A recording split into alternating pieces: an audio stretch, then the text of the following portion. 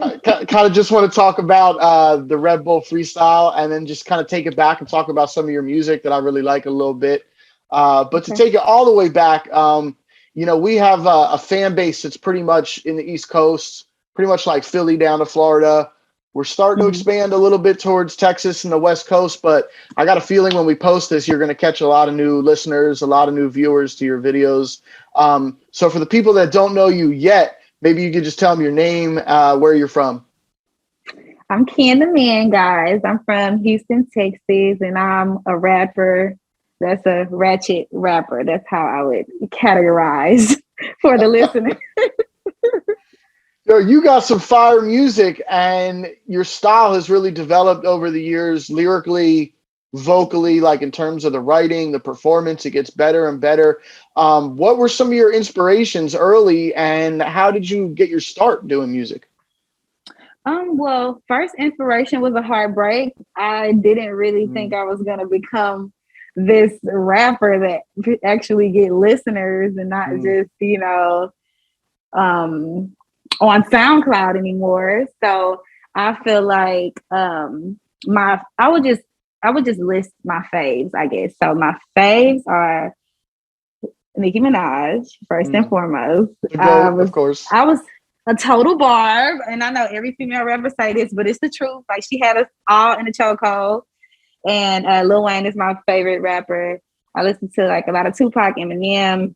So I would say like if I pulled from anywhere, it would probably be those rappers with, their whole process of creativity is something that I really admire out of all the rappers. I definitely hear those influences, but you have such like a deeply rooted Southern sound. Like your sound is like definitely represents the soil of where you're from, Houston to the cure to the just so pure, like Texas sound. You described your music as ratchet, and I kind of Yeah. described it as like being just purely like a Texas sound. But Mhm. there's a lot of artists that's coming up out of Texas. Like what would you say like separates you from them musically? Well, I feel like everybody has their own identity. In my Mm, opinion, I feel like even though we're from Texas or even Houston, I feel like, yeah, we might have a little twang in our talk, like the countryness, in our voices, but I feel like we all have separate identities as far as like we got Leave It Your Lead, we got R&B Bloodbath, we have Mon Leo, we have well, she's from Florida, but she lives in Texas, so she kind of adopted mm, us. I feel like our vibe because she's been there for a long time, and it's still the South or whatever. So I don't know. I just feel like everybody brings their own little kind of style to it because all those rappers I've named, if you go check them out, you will hear that. You probably wouldn't know we are all from the same city. mm. So I feel like that's what pulls me apart is just like we all have a whole different feel, and we're all women, but we do still all have different content and context and topics and all of that. Yeah, I mean the sound that you have is so true to what's going on down there, and it's like during this whole pandemic, like Texas, I know hasn't shut down, and you've been turning it up.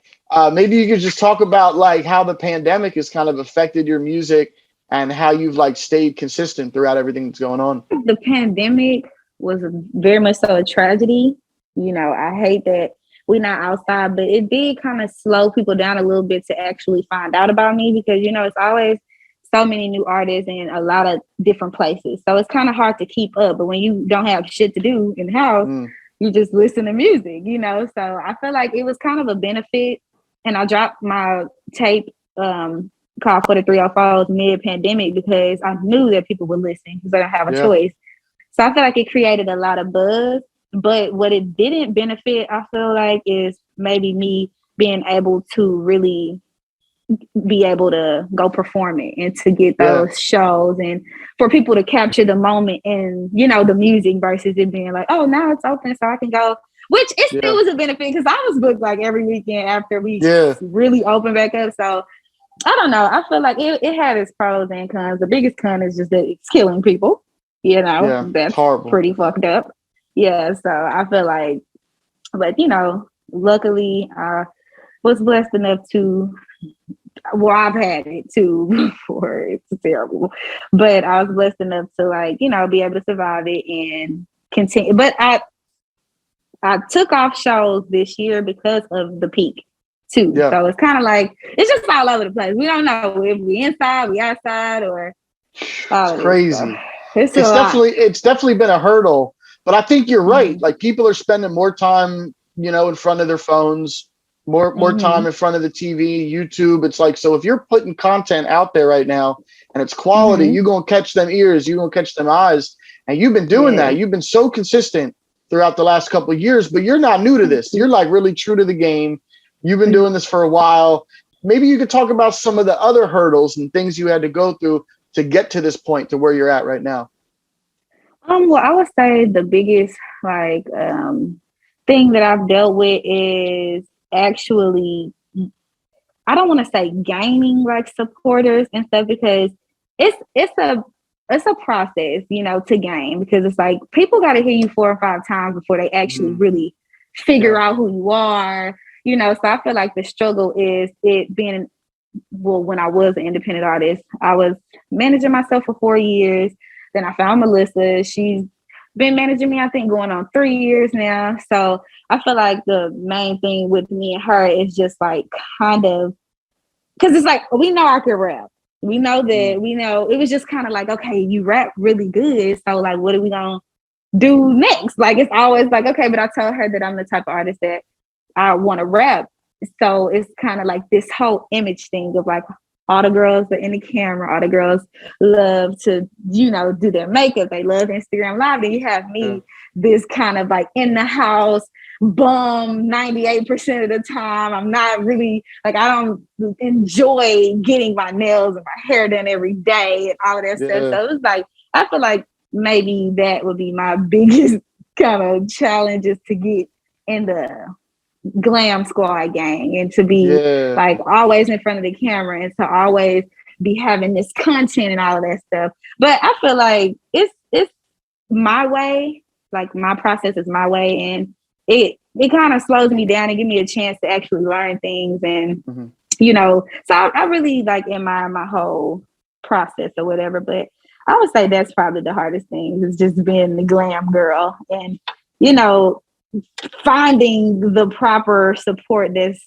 not all in this weird industry. They're kind of weird too here. Huh? It looks, you make it look easy, like you doing it, and it looks like you staying true to yourself from some of the early, you know, videos and early music you put out to now.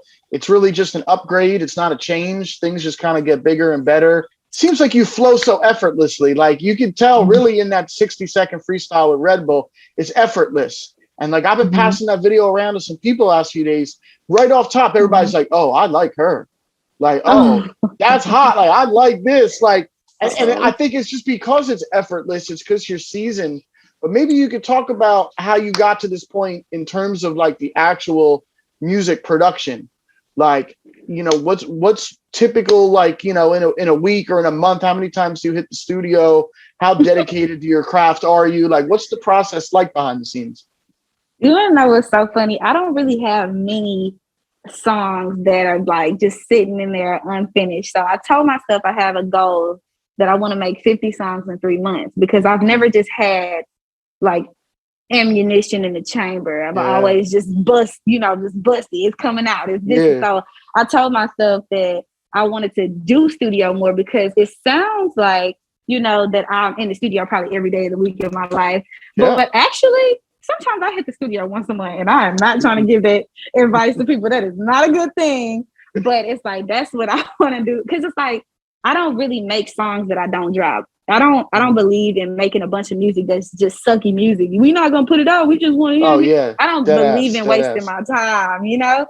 So everything that I literally record is everything you've heard, and some stuff that like is getting prepared to be released. I don't really do that. So I just feel like now I'm gonna be a grown-up and I'm gonna make more music, even though it's still gonna be like, I'm a super overthinker. So it's like I wouldn't finish a whack song. If I feel like it's whack, it's over. I'm like, I'm a big fan of the delete button. It's like, if it's going in that direction, I'm off that. Like, I feel that. It's over. I'm not gonna try to rig this up. So but that's probably why everything sounds quality, because you're really only putting your effort into what's important. Like for me, a big thing is like intent. Like I feel like when you're working on music, there should be some intent. It's like coming up with the name of the song first, or the name of the project first, and just recording to what the project is about, you know, like keeping everything like focused is so important to me. But then there's also like a time just for having fun, and like a lot of your earlier music is a lot of freestyles. Like it seems like in the beginning you were just having fun and just doing it because you loved it. Is that true? Yeah, and then I realized the other shit pays, and I was like, fuck this free shit. It's time to get some money. Yeah, that's right. I know that's right. I'm planning on tapping back into freestyles because it allowed me to like kind of flip other people's song, you know, and it's like it turns into like my ideal of how I would have, you know, approached the song if I was on it and stuff. So it's like that's fun. I am gonna start back getting into that because I told myself, stop trying to make everything your song, like your song, because I'm really big on this. Like I love to listen. I love to like outdo myself. That's like my thing. I gotta make this track harder than these tracks. Like I constantly try to outdo myself or whatever. So I did say I was gonna start back putting the freestyle things on because people love that, and that's where I rooted from. So like I got that from Wayne. Oh, bro. He's the king. Yeah, he's the king of it.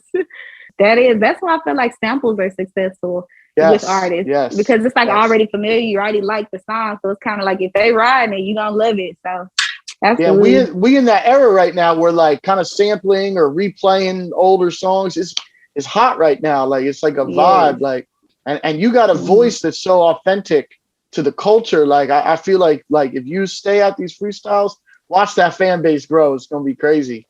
But let's talk about some of your actual music, right? So you were busting freestyles for a while, project, music here and there, but then Deserve just popped off. What do you think it was about that song, like, that just popped off for you? Like, I don't know if it was a timing thing. Like, maybe you could talk about it.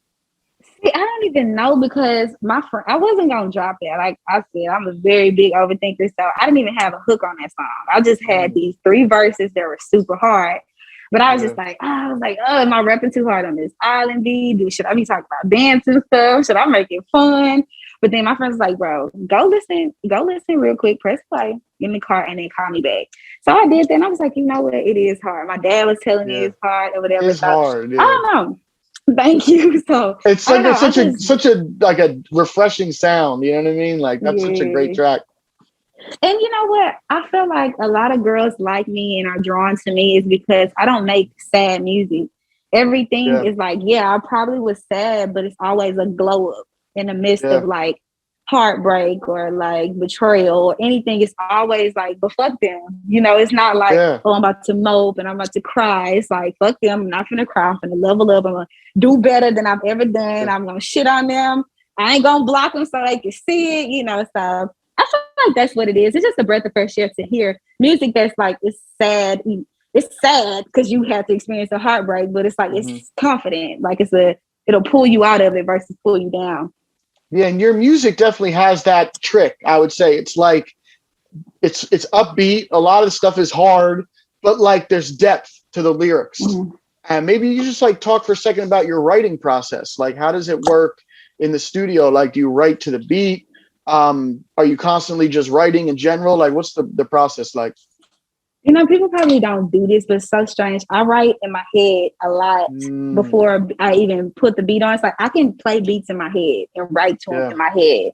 And that's so crazy because I don't know. And then I noticed when I was writing around Melissa that I write backwards. It's like I finish my sentence and then fill in my punchlines. Like it's so I feel like that's the process of me writing. And I write at home. I just started writing in the studio a lot, probably 2 years ago. I used to be so shy to write in the studio. And then I finally got comfortable with my engineer and I started writing in the studio. And I've made bangers in the studio. I just made a banger right in the middle of my bed. I don't know. I be calling them. I call Melissa. I call all my friends. I be rapping to it over the phone without the beat and stuff. And then they finally hear it together. And they like, man, you're cool. Didn't know that's how you was gonna be coming. It's so hard on the beat. So I don't know. I just be all over the place. That's dope.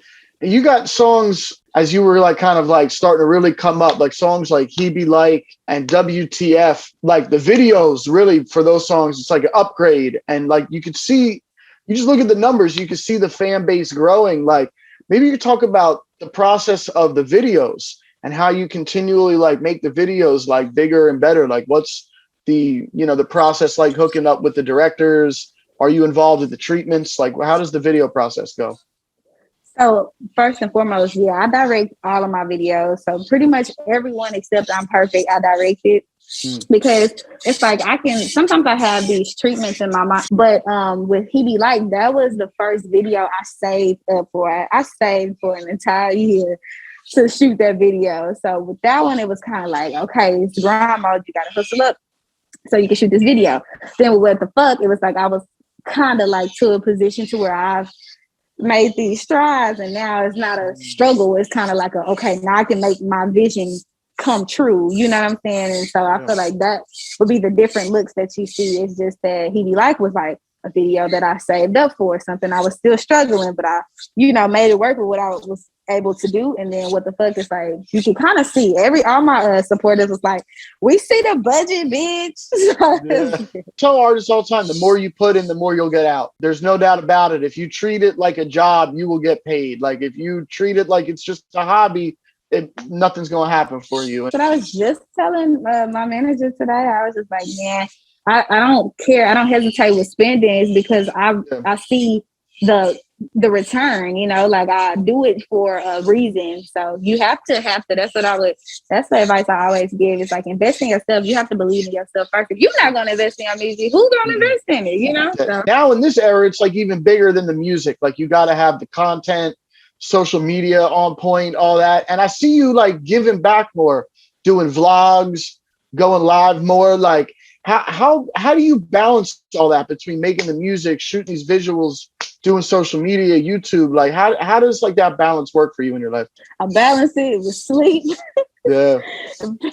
parenting, and all this stuff. I don't know. It's not really hard because I always tell my team I'm not afraid to rest. So it's like it comes out a little bit smoother. Is because sometimes I have to rush. Of course, we all know that we have to rush sometimes, but what I do is like I kind of plan stuff and I don't overwhelm myself because I feel like sometimes I do overwhelm myself, but then Melissa come and save me. If I keep saying Melissa, because she literally is my lifesaver. That's like she is a person. So not really. I always say it's like something that you want to do. It's not really a struggle because you're gonna get it done regardless. That's right.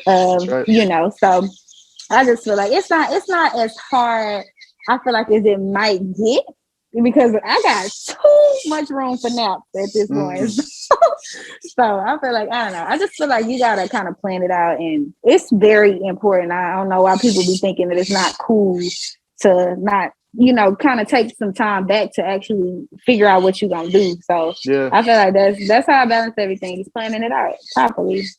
Yeah, for me, sometimes it's just as simple as turning off my phone, whether it's for a couple hours to get something done, or whether it's overnight so it's not beeping while I'm sleeping. You know what I mean? Like I think sometimes it's just as simple as focusing in. I'll just do real quick. I want to give a shout out to Red Bull Music. They really support the culture in such like an interesting niche way, whether it's through like the rap battles they do, the battalion that they do, so many different live events where they give artists opportunity to perform. And then this past like year or two, they've been doing these freestyles, these 60-second freestyles. And I feel like every time an artist does one, it like almost kind of takes them over another level in their career. And you got a Red Bull 60-second freestyle out now on Instagram. It's crazy. And it's I was just as shocked when they hit me up. I couldn't believe. I was just like, the Red Bull? Like, what are we talking about here? And I was so nervous about it. And then I was just like, what you nervous about? Girl, you do this. Like, this is what you do. You're opening up eyes. You're opening up ears for people. Maybe you could just talk a little bit more about how y'all linked up. What was the process like of creating the video? And kind of what it means for you to be represented by a big brand like them. So first and foremost, funny story. I almost died on that set of recording because it was the hottest day they could have picked in Houston on a Oh, rooftop, so you know it's no shade up there. So yeah. literally, like twice, I almost passed out, and I had to take a break, and I kept being drenched in sweat. So I kept having to go wipe my face off because it was so hot. It was so funny. But other than that, it was like I love the team that pulled up. They were so nice. Some guy was fanning me with the little thing that you hold up to for the sun to glare. I was like, oh yeah, that's the It's spot right crazy. there. Yeah, so they were really, really, really kind, and it was really a big deal for me. I really couldn't believe that. You know, you work so hard, and like I said, I'm used to kind of being just me and Melissa, or being so. It's like when you work and you work and you work, it's like people are seeing you. So Yeah. it's kind of like every step of the way, something somewhere gives me a big confidence booster, and Mm. Bull was one of them, because you never know who see you, and it's just like it's just so good to be seen by a Yeah. company that big, like, or Yeah. and for it to do well. I'm happy that they see that they picked the right bitch. Yeah. Yeah. That for what's too about that freestyle, like it leaves you the way it ends, it's like it leaves you wanting more. It's like it makes you want to like go tap in and really check out more of what you have coming. So for the people that maybe just caught you from this freestyle, maybe you could tell them what they can expect. Like, what do you have coming next? What's 2022 look like for you? Well, one thing, I feel like this is going to be a super, super big year, because I'm working on my album right now already, and I have so much music. I'm so diverse and versatile. I feel like that's what I want to demonstrate this year, is like how crazy you can get, because I have so many sides to me that I've been waiting to unlock, because I feel like, Mm, a mystery is always good in this industry. You can't give your whole self because then people ain't gonna have nothing to look forward to. So I that's just want to tell true. everybody that it's about to be a very, very, very crazy, amazing year, and they're about to hear so much fire. Like, I've been making so much fire. I'm already like 4 songs in my album, and they are like literally all hits. So Yeah. it's kind of like All hits, not no to toot my misses. own horn. 2022. All Let's hits, go. no misses. So Let's I feel go. like I'm gonna do a lot. I'm gonna do a whole lot, like more visuals and more stuff. I'm gonna direct so many more commercials, and like I like to direct, so I'm gonna really Yeah. get behind the lens and in front of it. So it's a lot to look forward to. It's already starting good, and I haven't even dropped yet, so Yeah. it's about to be good. All right, so before we wrap up, maybe you could just kind of like, just like you've been in the game now for a minute and you're reaching this new level. Maybe you could talk about for some of the young artists and entertainers that's tuned in, like what's some advice you could give to them to like Uh, motivate them to like kind of get to where you're at? Kind of stay focused on what they're doing. Don't look at anybody else's process, because Mm, sometimes things are overnight in people's eyes. Like sometimes people could be rapping for 2 months and pop. Sometimes people could be rapping for a year and pop. Sometimes people yeah. can be rapping for 3 years. But it's like I literally have been rapping for so many years of my life, and it's like the only thing that I feel like I didn't do is give up, and that's why I'm kind of making these strides. So I feel like even when it get hard, you have to put yourself first, like believe in yourself and listen to what yourself wants. Like, you know what I'm saying? Because a lot of people will try to tell you what to do, but it's not them. So it's like a person can't really map out your blueprint that you have for yourself. So I just feel like I always tell them to it's hard. So don't think that you're not getting anywhere or that it's not worth it. Every stride that you make, or every Yeah. step that you take is definitely gonna pay off in the end. Like I said, like Red Bull see me, don't know how, crazy. But it's kind of like, it's just you gotta keep trying, and you gotta drop music, because a lot of artists Yeah. they just have all this music and they don't drop it. One Yeah. thing I've I never never did is I hold never music. understood that ever. Like I'm all about Mhm. emptying the clip. Like let it go. Yeah, you got to drop it for people to hear. You got to drop it to gain support. They can't support you in your car, without knowing. So that's one thing I always tell people: drop your music, because it's Yeah. good. I'm sure it's good music. That's why you listen to it over and over in your car. So let the people Yeah. hear. And literally, the first step I took was just dropping something on SoundCloud. Didn't know, but people started listening, and like I Yeah. knew from there.